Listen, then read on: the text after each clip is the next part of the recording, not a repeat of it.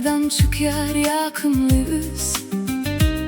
Ağaç kese ince buğlar, yüreğime düşer üssü yüz.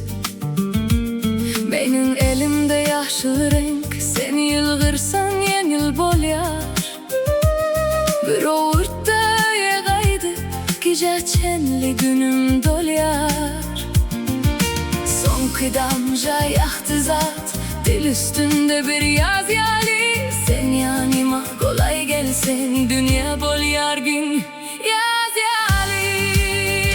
Yeşil çayım, yeşil çayım, sen gelirsin yüreğime. Yeşil çayım, yeşil çayım, ili bolyar her günümde. Yeşil çayım, yeşil çayım, bir ovurtta min arman. Yeşil çayım, yeşil çayım, sen bilen men öyde can.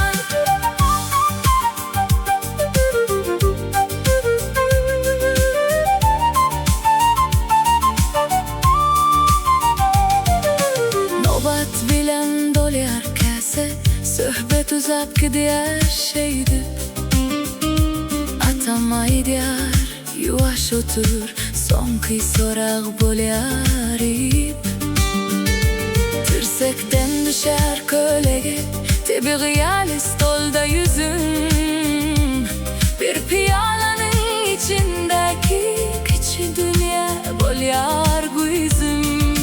Son kıdamca yaktı zat, dil üstünde bir yaz yali. Sen yanıma kolay gelsen, dünya bolyar gün yaz yali. Yeşil çayım, yeşil çayım, sen gelirsin yüreğime. Yeşil çayım, yeşil çayım, yili bolyar her günümde. Yeşil çayım, yeşil çayım, bir ovurtta bin arman. Yeşil çayım, yeşil çayım, sen bilen men öyle can.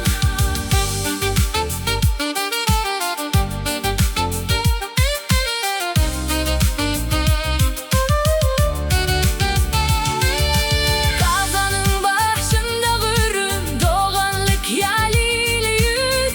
Bir kese dine içkidel ol, yaflam ol hem güycemiz. Son kıgebek güy ezizim, gül açılsın bu otakta.